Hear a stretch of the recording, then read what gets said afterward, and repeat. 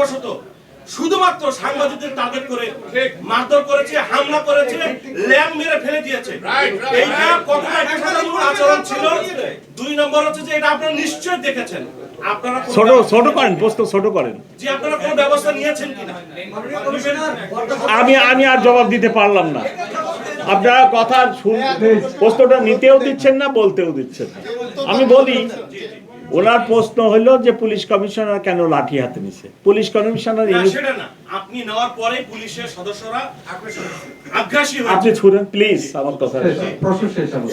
আমি তো আমার ইনফর্মাল ড্রেসে আমার বাসায় ছুটির দিন, বাস্তব কথা হলো চুলই কাটাচ্ছিলাম, যখন হঠাৎ শুনতে পারলাম যে যমুনায় আন্দোলনকারীরা ঢুকে পড়তেছে, আমি অন্য কোনোরূপ প্রস্তুতি নিয়ে আই রাষ্ট্র এবং যাই দেখি অবস্থা ভয়াবহ।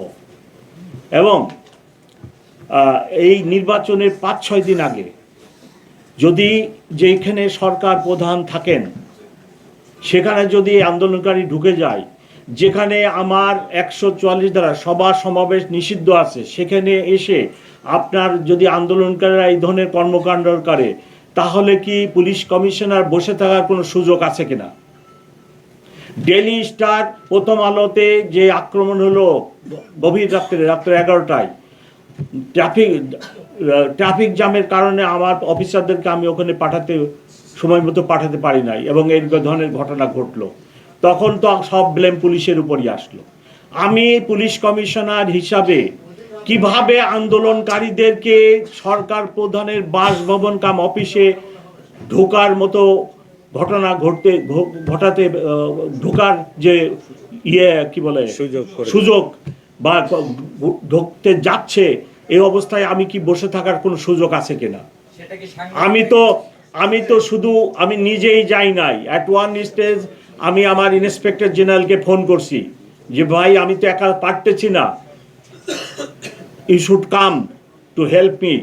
এবং ইন্সপেক্টর জেনারেল নিজেও সেখানে আসছে, আপনারা দেখছেন কিনা। ততক্ষণে আমরা আন্দোলনকারীকে শেরাটনের ওই পাশে নিয়ে গেছি, আমার ডান পাশের কলিগ বাম পাশের কলিগ সবাই উপস্থিত ছিল। ততক্ষণে ইন্সপেক্টর জেনারেল এসে উপস্থিত হয়েছে।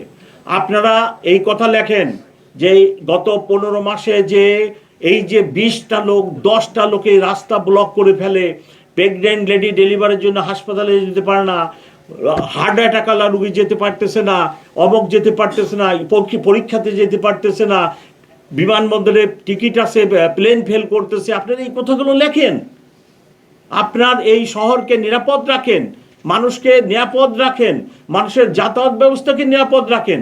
আপনার কোথায় কোথায় রাস্তা বন্ধ, কোথায় কোথায় রাস্তা বন্ধ। এটা কি মিথ্যা বলতেছি আমি? আপনিও তো মুভমেন্ট করতে পারেন না। ধন্যবাদ। আমাদের ঠিক আছে, থ্যাংক ইউ।